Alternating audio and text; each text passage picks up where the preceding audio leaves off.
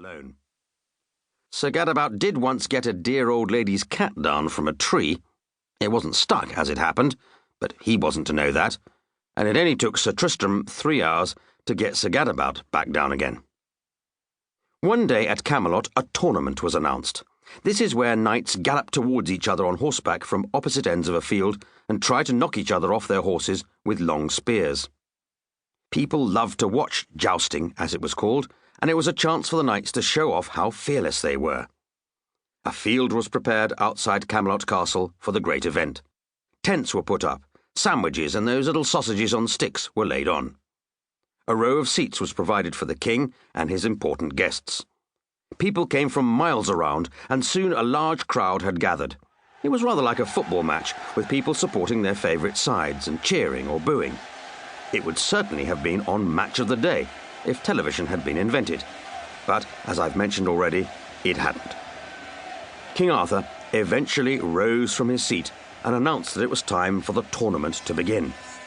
The crowd grew more excited than ever, and soon all you could hear was a chorus of rhubarb, rhubarb, rhubarb.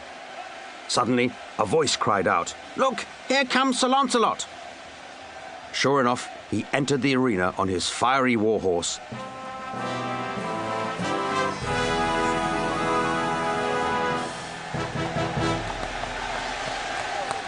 And the rhubarb, rhubarb, rhubarb grew awesomely loud. Sir Lancelot was wearing splendidly polished silver armour that shone and glinted in the sun. Beneath his armour, he had curly blonde hair and an impressive suntan. He sat up straight in the saddle.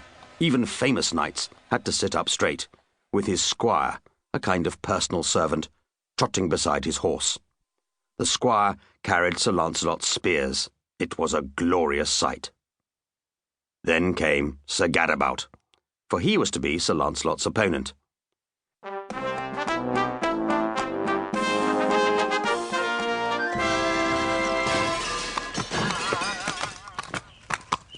Sir Gadabout was not in his usual rusty armour, and on the outside he actually looked a fine figure of a fighting man. But on the inside it was a different story. He had borrowed his brother's armour for this special occasion.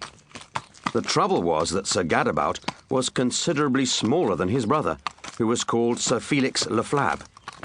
There was so much room inside the suit of armour that when Sir Gadabout got an itch on his knee, which was quite often for some reason, he was easily able to reach down inside and scratch it.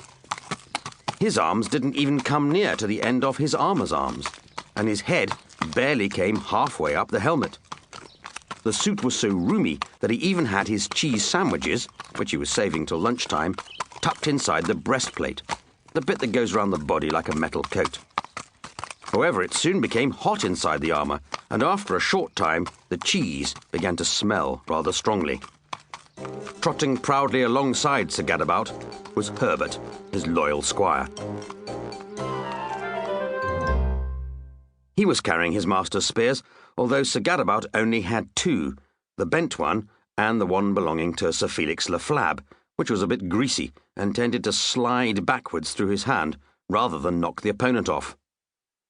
Herbert had been with Sir Gadabout for many years and was absolutely devoted to his master. He was a short and stocky young man with thick black hair which came to a fringe almost covering his eyes, rather like an old English sheepdog. He wasn't very clever, but he had a mighty punch. Few people dared laugh at Sir Gadabout when Herbert was nearby. The 2 knights came to a halt at opposite ends of the grassy arena. The squires gave them each a spear, and the crowd chattered, rhubarb, rhubarb, rhubarb, expectantly. The 2 horses pawed the ground impatiently, awaiting the charge. Then King Arthur rose, produced a red silk handkerchief from his pocket, and waved it in the air. The crowd fell silent, holding its breath in anticipation. King Arthur blew his nose on the red silk handkerchief with a loud pop, and then started to chat to Guinevere about what was for dinner.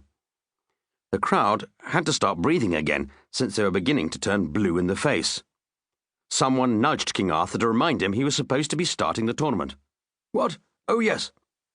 He was about to hold up the silk handkerchief again, but just in time he remembered what he'd done with it.